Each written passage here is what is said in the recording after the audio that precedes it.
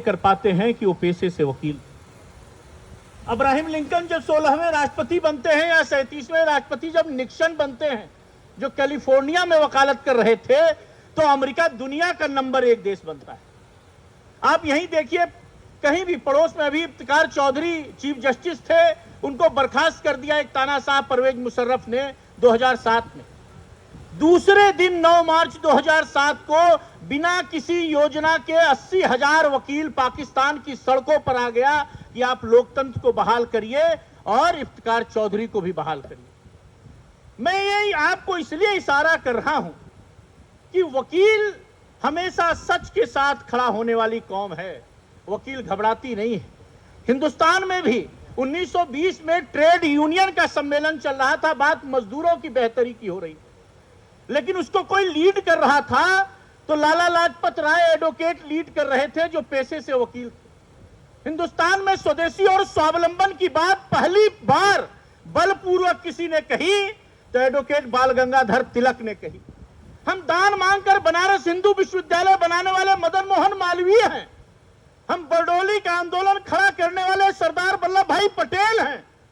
एक आवाज में जितनी दिल्ली की आबादी है उतने किसान इकट्ठा हो जाते थे। इसी कचहरी से वकालत करने वाले चौधरी चरण सिंह के बेटे हैं। इसलिए काली कोट की बिरादरी का अपनी जगह। 16वें सम्मेलन में दोनों बार भारत का नेतृत्व एक बार महात्मा गांधी करते हैं और एक बार बाबा साहब भीमराव अंबेडकर करते हैं। राजेंद्र प्रसाद से लेकर जितने उदाहरण आप सब जानते हैं, मैं कहना नहीं चाहता हूं, लेकिन एक बात आपसे कहना चाहता हूं। 1975 में जब इंदिरा गांधी ने इस देश पर इमरजेंसी लगाई, कोई चार्टर्ड अकाउंटेंट, कोई जज, कोई वकील, डॉक्टर आगे नहीं आएगा। पीएन लेखी जेल गए, रविशंकर प्रसाद हमारे नेता थे, 18 महीना जेल गए, अरुण जेटली जी जेल गए, जेठमलानी पर मीसा लगा, नारीमन ने एडिशनल सॉलिसिटर जनरल का पद छोड़ दिया। और आपको एक घटना बताना चाहते हैं, राजनारायण इंदिरा गांधी का केस आप लोग जानते होंगे। जस्टिस जगमोहन सिन्हा का जो ऑर्डर आया, उस ऑर्डर के खिलाफ Indira ji supreme court SLP जब दाखिल करने गई तो नानी पालकीवाला उनके वकील थे। और 23 जून 1975 को नानी पालकीवाला इंदिरा गांधी के लिए खड़े होते हैं और जस्टिस कृष्णा अय्यर की बेंच ने इंटरिम रिलीफ दी और इंदिरा गांधी पार्लियामेंट की प्रोसीडिंग को अटेंड करेंगी, ये कहा। लेकिन 2 दिन बाद जब उनकी मती मारी गई, बेटे के कहने पर उन्होंने इस देश पर इमरजेंसी लगा दी। तो उसके बाद जब पालकीवाला के यहां इंदिरा गांधी पर हियरिंग की लिफाफा लेके, जैसे भाटिया साहब भी सीनियर एडवोकेट हैं, हर सुनवाई पर फीस जब तक नहीं मिलेगी तब तक कैसे करेंगे, तो सीनियर एडवोकेट्स तो पालकीवाला के पास फीस का लिफाफा लेकर गई। आपको बताना चाहता हूं, ये हमारी बिरादरी बैठी हुई है। इंदिरा गांधी को दरवाजे से फाइल और पैसे के साथ पालकीवाला ने इसलिए लौटा दिया कि आपने इस देश में इमरजेंसी लगाई।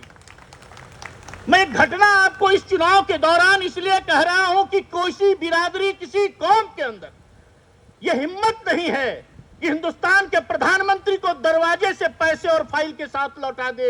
यह बूता या क्षमता किसी के अंदर है तो सिर्फ काले कोट की बिरादरी के अंदर है, ये मैं कहना चाहता हूं।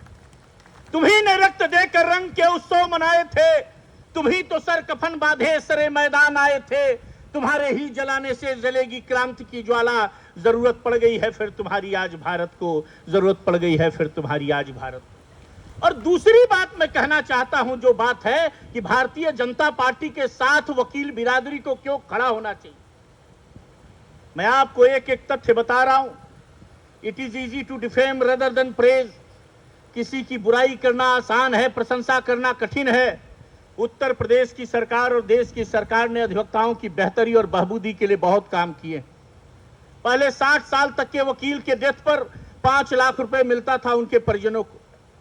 9 मार्च 2019 को उत्तर प्रदेश के मुख्यमंत्री योगी आदित्यनाथ जी ने इसको 70 साल किया है और 70 साल तक के वकील के डेथ पर 5 लाख रुपए मिलता है। और पिछले, मैं बताना चाहता हूं, पिछले 5 साल में हम उत्तर प्रदेश के मृतक अधिवक्ताओं को 170 करोड़ रुपया दे चुके हैं, जो आजाद भारत से लेकर आज तक का रिकॉर्ड है। मैं बताना चाहता हूं, अभी मैं आ रहा था तो हमने देखा कि मेरठ के अंदर जो वकील साहब लोग हैं, उनकी फाइलें पिछले मीटिंग में मैं बार काउंसिल के सेक्रेटरी भी हूं। स्वर्गीय पंकज कौशिक, स्वर्गीय सुनील कुमार वर्मा, स्वर्गीय नीतू रस्तोगी, स्वर्गीय विशाल वर्मा, स्वर्गीय जितेंद्र सिंह, स्वर्गीय आशुतोष दत्ता, स्वर्गीय कृष्णपाल सिंह राठी और स्वर्गीय रविंद्र कुमार शर्मा, स्वर्गीय अशोक कुमार जिंदल, इनके परिवार के खाते में पैसा भिजवाने के लिए पास कर दिया 5 लाख रुपए। ये मैं बताना चाहता हूं।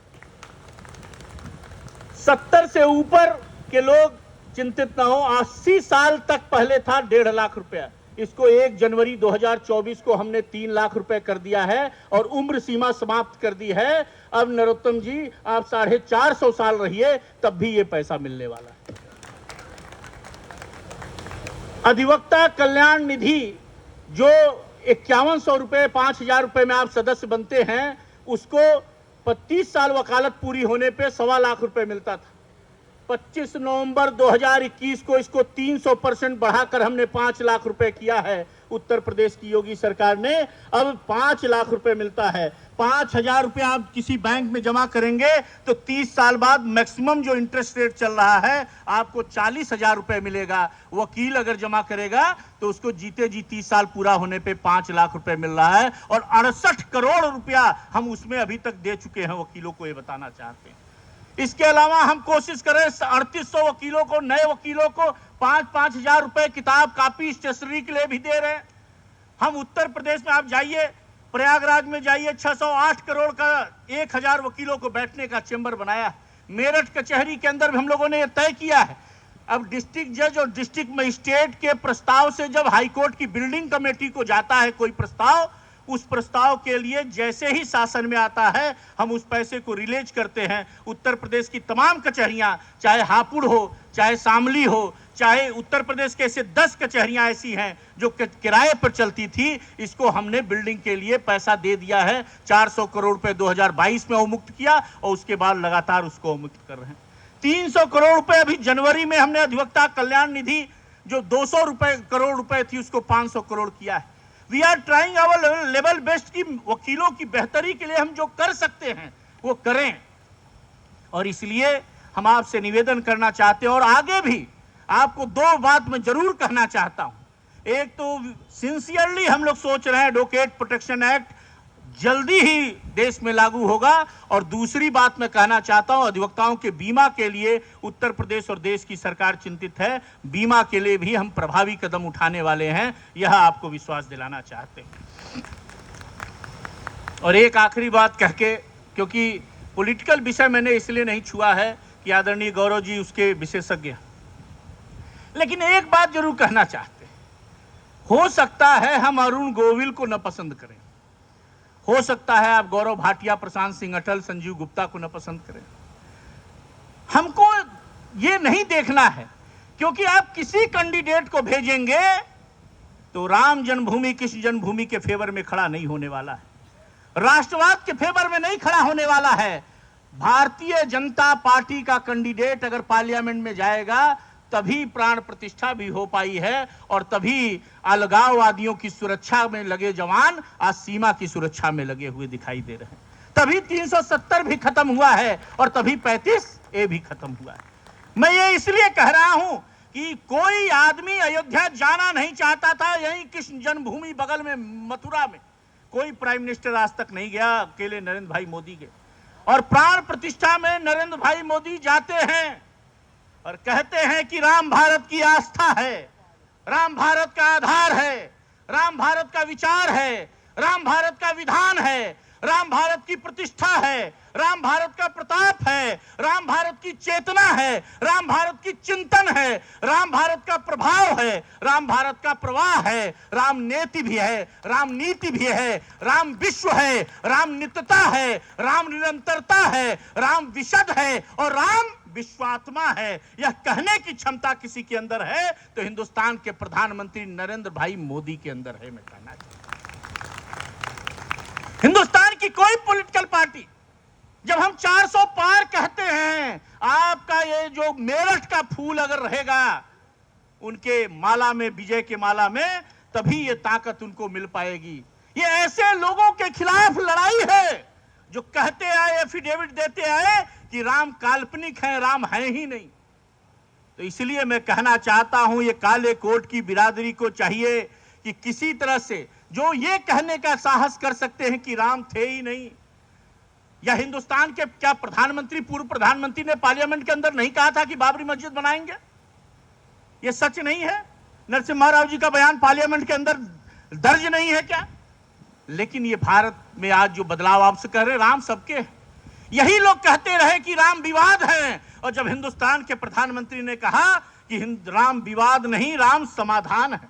मैं आपको एक उदाहरण देता हूं, आप जैसे आपस में देखिएगा, आप जाइए तमिलनाडु तो वहां आपको रामास्वामी मिलेंगे, केरल जाइए वहां रमैया मिलेंगे, कर्नाटक जाइए वहां रमन्ना मिलेंगे, आंध्र प्रदेश जाइए वहां रामाराव मिलेंगे, महाराष्ट्र जाइए वहां रामचंद्र मिलेंगे, आप बंगाल चले जाइए वहां रामादा मिलेंगे, उत्तराखंड चले जाइए रामदत्त मिलेंगे, राजस्थान चले जाइए राम सिंह मिलेंगे, हरियाणा चले जाइए रामलाल मिलेंगे, और उत्तर प्रदेश मेरठ में आ जाइए तो राम मिलेंगे। कण कण में राम है, यह समझने की जिसको यह बेसिक समझ जिसकी नहीं है, उसकी कम से कम मेरठ के अंदर जमानत नहीं बचनी चाहिए। यह जिम्मेदारी काले कोट की बिरादरी को, क्योंकि हम समझ चुके हैं कि हमको बिजली, सड़क, पानी चाहिए, बिस्पा चाहिए, सपा बसपा नहीं चाहिए।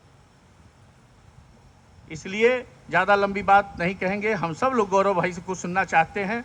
आदरणीय अटल बिहारी वाजपेयी, हम तो आपके बीच में आते रहते हैं, फिर कभी लंबी बात होगी। अटल बिहारी वाजपेयी की एक कविता से अपनी बात समाप्त करता हूं कि कभी थे अकेले, हुए आज इतने, नहीं तब डरे तो भला आप डरेंगे। विरोधों के सागर में चट्टान है हम, जो टकराएंगे मौत अपनी मरेंगे, जो टकराएंगे मौत अपनी मरेंगे। लिए हाथ में ध्वज कभी न झुकेगा, कदम बढ़ रहा है कभी न रुकेगा, न सूरज के सम्मुख अंधेरा टिकेगा। निडर हैं सभी हम, अमर हैं सभी हम, क्योंकि सर पर हमारे बर्धस्त करता, गगन पे लहरता है भगवा हमारा, गगन पे लहरता है भगवा हमारा। तो दृष्टि नरेंद्र भाई मोदी पर और वोट कमल निशान पर। 5 घर बाएं 5 घर दाएं, मोकिलों को जुटाएं, सबको कहें, कन्विंस करें, और मेरठ में रिकॉर्ड मतों से अरुण गोविल जी, जो स्वयं भगवान राम के, जिनको हम लोगों ने बचपन से राम ही के रूप में देखा है, नाम लेने की आवश्यकता नहीं है, उनको ऐतिहासिक मतों से जिताएं। यही निवेदन करता हुआ अपना निवेदन समाप्त करता हूं। आपने आमंत्रित किया, बहुत बहुत धन्यवाद।